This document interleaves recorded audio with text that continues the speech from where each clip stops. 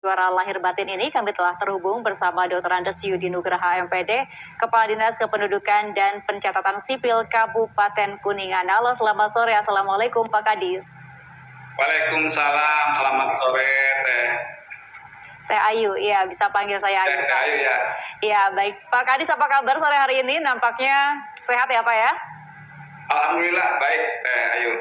Baik, dari Kabupaten Kuningan ini ada inovasi dari Dukcapil begitu ya terkait KTP digital begitu nih. Namun sebelum itu saya tertarik untuk mengetahui terlebih dahulu terkait di Dukcapil ini Pak. Tugas pokoknya apa, fungsinya juga apa, boleh dijelaskan Pak? Terima kasih. Disdukcapil Kuningan merupakan salah satu dari 29 SKPD yang ada di Kabupaten Kuningan. Tugas pokoknya adalah membantu Pak Bupati dalam mengurus rumah tangga terkait dengan pelayanan kependudukan dan pencatatan sipil. Demikian mungkin Mbak Ayu. Baik, jadi ada berapa bidang Pak di Disdukcapil Kabupaten Kuningan ini, boleh dijelaskan? Ada 4 bidang. Yang pertama bidang pendaftaran penduduk, yang kedua bidang pencatatan sipil, kemudian yang ketiga pemanfaatan data dan inovasi pelayanan, kemudian yang keempat pengolahan informasi administrasi kependudukan. Nah, mungkin terkait dengan Go Digital ini kami akan lebih fokus ke bidang pemanfaatan data dan inovasi pelayanan. Oke, bidang pemanfaatan data dan inovasi pelayanan. Nah, untuk pelayanannya sendiri, pelayanan apa saja yang diberikan di Disdukcapil Kabupaten Kuningan, Pak Kadis? Secara garis besar kita punya 2 pelayanan. Yang pertama adalah pelayanan pendaftaran penduduk, kemudian yang kedua pelayanan pencatatan sipil.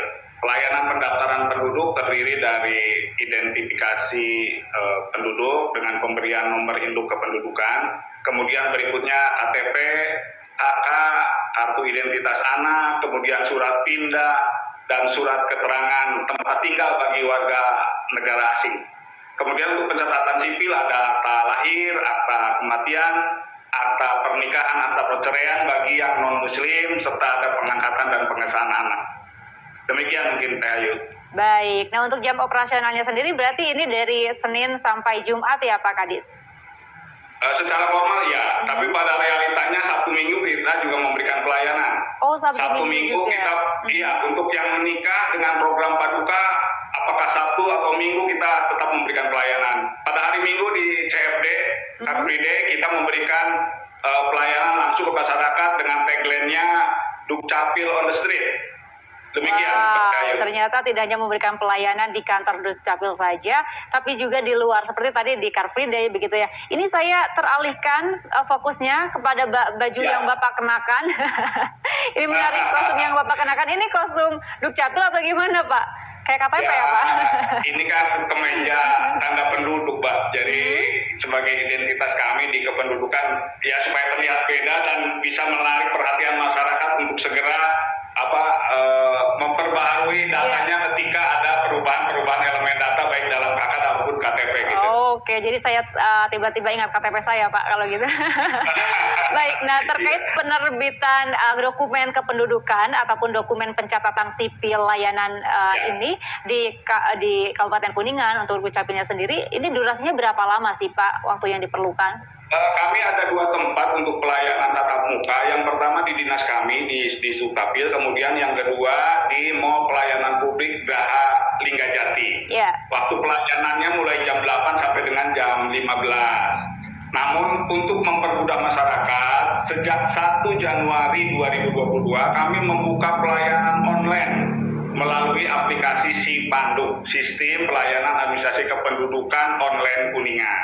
Oke, SIPanduk dan juga aktivasi IKD Pak, boleh dijelaskan ini terkait untuk aktivasi IKD itu kan secara nasional ada dasarnya, yaitu Permendagri 72 tahun 2022, di mana sekarang Dukcapil Go Digital ini mengalihkan KTP fisik elektronik ke arah KTP digital yang berada di dalam handphone Android.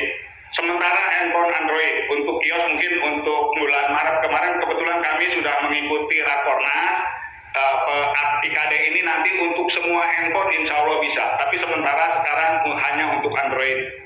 Oke, KTP digital. Wah, ini nampaknya lebih efisien lagi begitu.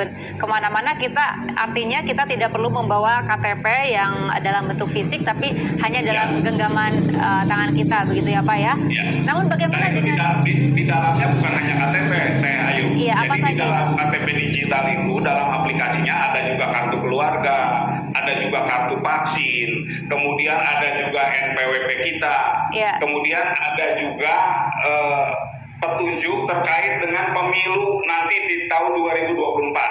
Jadi kita terdaftar di mana, TPS-nya di mana itu sudah berada di dalam genggaman. Oke, itu artinya KTP digital ini datanya harus benar-benar mendapat perlindungan begitu Pak. Jangan sampai bocor dan disalahgunakan sama pihak luar. Apakah KTP digital ini dirasa aman begitu? Ya, pertama saya jamin aman. Yang pertama bahwa data Dukcapil ini ada Peraturan Menteri Nomor 57 Tahun 2022 tentang Sistem Keamanan Informasi (SMKI). Nah, itu yang pertama. Kemudian yang kedua, KTP Android ini dilindungi oleh PIN. Jadi hanya pemegang KTP saja yang bisa membuka. Jadi setiap akan membuka ditanyakan PIN-nya. Setiap pembuka akan ditanyakan PIN-nya. Jadi itu sangat-sangat aman. Jadi bisa dipastikan KTP ini aman ya Pak, mengingat juga saat ini banyak sekali informasi yang menyebutkan bahwa jangankan KTP begitu ya, untuk informasi seputar perbankan aja, M-Banking misalnya bisa dihack begitu. Nah ini dikhawatirkan data kita juga justru jadi tidak aman, tapi ternyata lebih aman begitu dan pasti aman ya Pak ya? Ya aman, karena kami sekarang setiap pemanfaatan data itu juga sudah ada ISO yang harus ditempuh, yaitu ISO 27001. Itu terkait dengan informasi keamanan terkait dengan informasi itu kami kabupaten kota dijaminkan dengan adanya ISO tersebut. Baik, lantas kemudian jika masyarakat telah beralih ke KTP digital, apa kelebihan dari KTP digital ini Pak Kadis? Ya, tadi sudah disampaikan bahwa KTP digital ini bisa ditampilkan dalam dua bentuk. Yang pertama bentuk barcode, yang kedua bentuk seperti KTP fisik tampilannya. Nah, apabila nanti pihak pemanfaat mitra kami, misal perbankan, kemudian operator seluler, perpajakan dan lain sebagainya mempertanyakan, masyarakat cukup memperlihatkan barcode-nya saja. Nanti akan dibaca oleh pihak mitra itu dari barcode. Barcode dibaca keluar data kita semuanya. Baik, ya memang sudah selayaknya ketika kita menggunakan KTP digital, pemanfaatannya juga sudah digital begitu ya. Tapi kadang-kadang seperti misalnya kita ke kantor pos nih Pak, padahal kita sudah membawa KTP, tapi mereka masih memerlukan fotokopi KTP. Bagaimana dengan kasus seperti itu? Iya, insya Allah ke depan tidak akan ada lagi lembaga yang mempertanyakan itu. Karena kemarin di dalam Rakernas sudah diputuskan bahwa Pak Menteri Dalam Negeri mulai 1 Maret besok itu sudah akan menyebarkan surat kepada mitra untuk merubah SOP. Jadi yang harus melampirkan fotokopi KTP dan sebagainya itu nanti akan dirubah SOP. Jadi oleh masing-masing, misalnya tadi seperti yang disebutkan oleh Teh Ayu, PT Pos meminta, nanti SOP-nya di PT Pos akan berubah sesuai dengan apa surat dari Menteri Dalam Negeri yang akan mulai disebarkan besok lusa. Demikian Teh Ayu. Baik, ini menarik sekali nih ketika kita sudah digital, semoga mitra-mitra juga bisa bekerja sama ya dengan pemanfaatan KTP-nya dengan digital juga. Nah kemudian untuk mendapatkan KTP digital ini, masyarakat memerlukan persyaratan apa saja atau apa yang perlu dibawa oleh masyarakat ketika datang ke Disdukcapil? Oke. Syarat untuk bisa memiliki KTP digital adalah telah memiliki KTP elektronik. Itu yang pertama. Yang kedua, memiliki nomor HP yang tetap.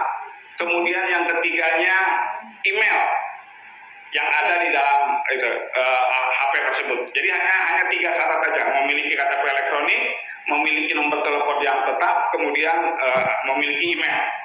Baik Pak Kadis. Kemudian seperti apa jadinya jika nanti kita untuk nomor handphone akan berubah atau bisa jadi pengguna nomor handphone tidak selamanya nomor itu saja. Ketika kita merubah nomor telepon, apakah kita juga kemudian harus mengonfirmasi perubahan nomor telepon ini ke Disdukcapil ke depannya? Ya, seperti itu Mbak. Jadi ketika nomor telepon itu berubah, maka kita harus melakukan daftar ulang aktivasi KTP digital tersebut. Baik Pak, KTP digital ini dirasa menarik begitu, apakah nanti juga akan berbanding lurus dengan misalnya penangkapan tindakan kriminalitas ketika ada penipuan lewat nomor telepon, kemudian bisa dilacak bahwa nomor telepon itu atas nama siapa di KTP-nya begitu. Nah, informasi ini bisa diakses ke Disdukcapil atau harus lewat kepolisian nantinya Pak? Kepolisian sebenarnya sudah bekerja sama dengan Disdukcapil. Kami sudah menerapkan sekarang face recognition. Jadi dengan data wajah itu insya Allah bisa ditampilkan di datanya. Pihak kepolisian sesuai dengan kewenangannya otomatis bisa menggunakan data Dukcapil melalui wajah. Melalui wajah, tidak berdasarkan nomor telepon karena nanti di KTP digital akan disertakan nomor telepon. Ya, yang menjadi kunci untuk bisa menerima pelayanan lain itu nomor NIK, Pak. Okay. Jadi nomor NIK yang dipakai, tidak nomor telepon. Baik, kemudian inovasi apa saja nih yang dilakukan selain tadi dari KTP elektronik ke KTP digital dari Disdukcapil Kabupaten Kuningan, inovasi apa lagi Pak yang ada? Kami yang sedang marak sekarang ini perkawinan, Mbak. Jadi perkawinan sekarang kita punya program inovasi yang namanya Paduka, pelayanan administrasi kependudukan usai perkawinan. Jadi di dalam resepsi tidak hanya menerima surat nikah, tapi langsung menerima kartu keluarga dan KTP yang berstatus baru. Itu di Kuningan sekarang sedang kembangkan. Ini menarik sekali karena biasanya pasangan muda akan merasa malas begitu ya untuk mengurus atau merubah kartu keluarga dan sebagainya. Ini ada inovasi. Jadi untuk para mungkin yang mau melangsungkan pernikahan udah otomatis mulai berlaku kapan ini Pak? Mau dari Juni 2022. Jadi kita udah hampir 1 tahun berjalan. Iya, baik. Nah, bagaimana dengan pelayanan-pelayanan yang lainnya, misalnya untuk akta kelahiran dan lain sebagainya, atau ada kendala tidak Pak di Disdukcapil, kendala yang berarti selama ini yang dihadapi apa? Ya, kalau untuk akta kelahiran kita sudah bekerja sama dengan 12 rumah sakit, kemudian juga bekerja sama dengan Puskesmas Konet, bekerja sama dengan Ikatan Bidan Indonesia. Kita punya inovasi yang namanya PANTAN, pelayanan administrasi kependudukan usai persalinan. Jadi begitu lahir pulang ke rumah tidak hanya membawa bayi tapi juga membawa dokumennya, kartu keluarga, akta kelahiran dengan kartu identitas anak. 3-in-1. Oke, itu syarat-syaratnya apa saja Pak? Apa yang perlu? Syaratnya kartu keluarga, surat keterangan lahir dari rumah sakit, kemudian surat nikah. Hanya 3 syarat itu yang untuk panutan. Dan untuk proses penerbitannya itu singkat begitu Pak? Kita ada punya SOP Pak yang ditentukan. Jadi berdasarkan penduduk itu di bawah 500 1 hari harus selesai. Penduduk 500 sampai dengan 1,5 juta 2 hari harus selesai. Di atas 1,5 juta 3 hari harus selesai. Kuningan penduduknya 1.218. Jadi 2 hari harus selesai. Baik, nah Dinas Kependudukan dan Catatan Sipil di daerah-daerah juga Pak, misalnya apakah masih ada warga Kabupaten Kuningan yang belum memiliki kartu identitas hingga saat ini? Yang ada penduduk bekerja sekolah di Kuningan tapi masih tercatat penduduk luar Kuningan. Nah ini ada programnya juga. Yaitu Permendagri 74 tahun 2002 tentang penduduk non permanen. Jadi kita melakukan pendaftaran penduduk non permanen. Oke, melakukan pendaftaran penduduk non permanen begitu ya? Ya. Oke, baik. Nah, kemudian terkait sebentar lagi akan diadakan pemilu begitu, otomatis data ini penting. Masyarakat juga harus memiliki kartu identitas diri begitu ya Pak ya. Nah, seperti apa kemudian pemuktahiran data yang dilakukan di Sdukcapil supaya ketika misalnya ada yang meninggal mereka lantas aktif untuk menginformasikan begitu, karena kadang itu juga menjadi kendala untuk nanti petugas di kepemiluan begitu Pak. Ya. Nah, terkait dengan pemilu, kita sekarang sedang melakukan perekaman EKTP bagi seluruh siswa SMA SMK. Programnya namanya Pusaka U17. Perekaman untuk siswa yang akan berusia 17 tahun. Kita sedang berkeliling dari SMA SMK yang ada di Kabupaten Kuningan. Targetnya sampai dengan H-1 pemilu. Jadi di tanggal 13 Februari 2024 kita akan selesaikan perekaman ini. Nah, untuk yang kematian sesuai dengan ketentuan bahwa di pasal 44 Undang-Undang 24 tahun 2013 dinyatakan bahwa pelaporan kematian itu menjadi kewajibannya pengurus RT. Nah, jadi kami bekerja sama dengan RT untuk mendata kematian.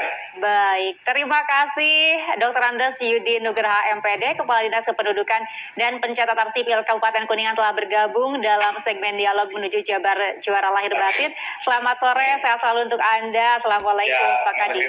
Assalamualaikum. Dan saudara, usai jeda kami masih akan kembali dengan menghadirkan informasi lain di antaranya.